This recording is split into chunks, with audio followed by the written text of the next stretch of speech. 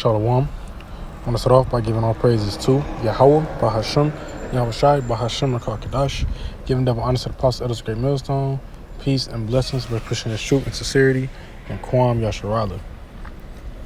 It's a brother of Apostle Dash. Coming to you again with another lesson.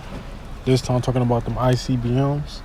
And I was just thinking about them, like the evolution of the weapon, right? All the way from swords to what we got now, intercontinental ballistic missiles, right? But even if you look like more recent in history, you got the grenade, and then you got the C4, and then it progressed into a motor bomb that they shoot. You know what I mean? They put it in the motor. I think that's how you pronounce it, MOTAR. Shoot it up in the air, come down, boom. You know, and somewhere along there they get to the missile, right? You put it on a helicopter or whatever. You put it on a rocket launcher, whatever. And they got to the point where they started making them big. They called it the Fat Boy. Hiroshima and Nagasaki. I think those are two cities that got hit with the atomic bomb because they split the hydrogen atom, right? Then you get to today, where they don't even use the hydrogen bomb like that. They using intercontinental ballistic missiles, because them atomic bombs, I'll say this much, the difference, them atomic bombs, they vaporized. Everything in that area would be leveled. That's why you had shadows burnt into the concrete. You had skeletons that were dust, you know. Think about these intercontinental ballistic, these ICBMs, they do vaporize, don't get me wrong, but you feel them before you get vaporized. Like you actually burn. All right. This is Revelations 11 and 14. The second woe is past, and behold, the third woe cometh quickly. What is the woe? Woe means death and destruction. All right. That's what woe means. And what was, and when they say the second woe is past, the second woe was World War II. All right. So if the second woe is past and the third woe cometh quickly, that should let you know that that's prophecy. The third woe, World War III, that ain't happened yet. Is it on the news and is it on the forefront? Yeah. That much we see. We know that much, right? So therefore we know prophecy is coming to pass. But what will they use in this war? Right? Are they gonna use swords? Like that's the question. And I'm gonna grab this Isaiah 9 and 5. It say Isaiah 9 and 5. This is a prophetic chapter, specifically a prophetic verse, because it hasn't happened yet. It says, "For every battle of the warrior is with confused noise, and garments roll in blood. But this shall be with burning and fuel of fire."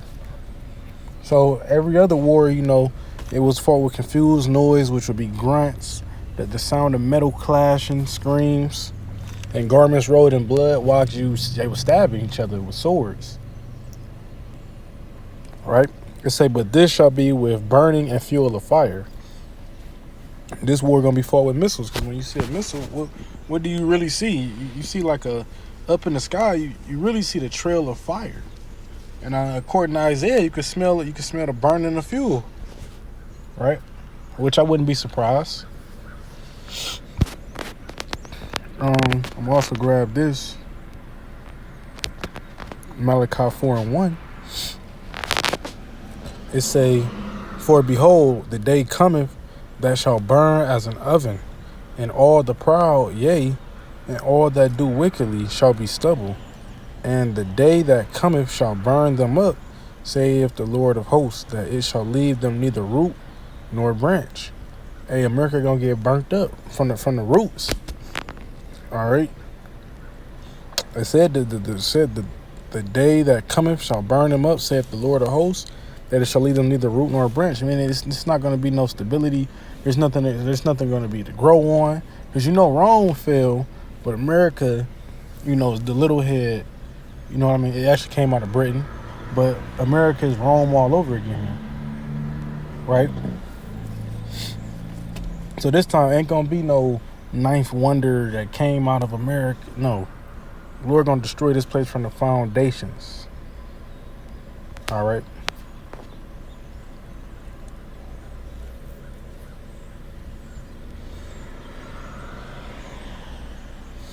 This is where I want to jump to. This is Revelations 9:16, and the number of the army of the horsemen were 200,000, and heard the number of them. All right, it's a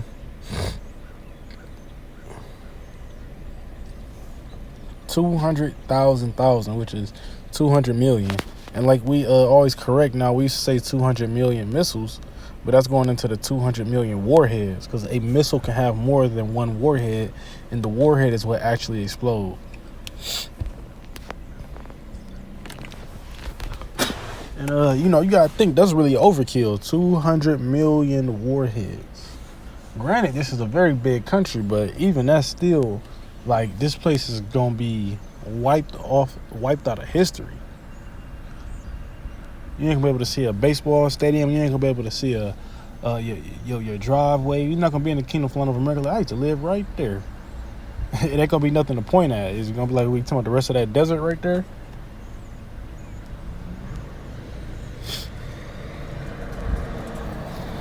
You know, that's the crazy part. It's just gonna be desert.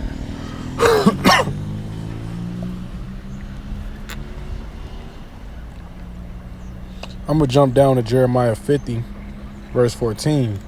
Put yourselves in array against Babylon round about. All ye that bend the bow, shoot her, spare no arrows, for she have sinned against the Lord. Now think about this. Who gonna take an arrow and go all around America and shoot at her? Because that Babylon right there is talking about America. All right. You don't think America will have a defense plan by then? All these countries coming around her? No. It's talking about intercontinental ballistic missiles, ICBMs. And they're going to be shot off from Russia, which is to the west. Realistically, it's closer to the west. You're going to have China. You're going to have NATO and EU. They're going to be shooting their missiles on here. So it is going to be from roundabout. Cuba going to shoot they one missile off that they've been waiting to use. They got one missile. They ready. They waiting to use it. Right?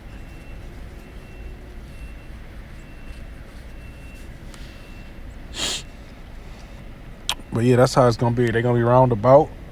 The arrows represent the missiles.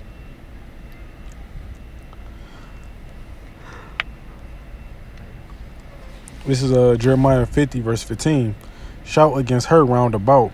She have given her hand. Her foundations are falling. That's what I was saying in the verse earlier.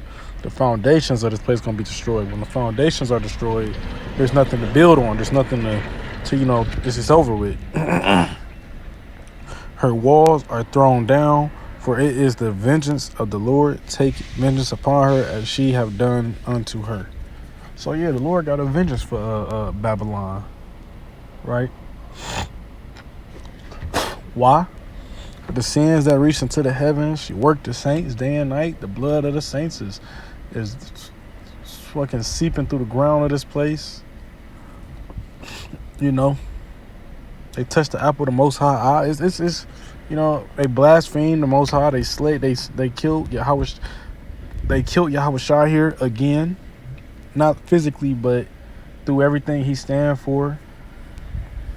They painted him as a Caesar Borgia.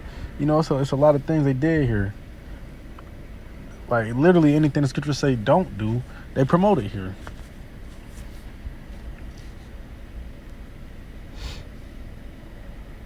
So that's why this place is getting destroyed.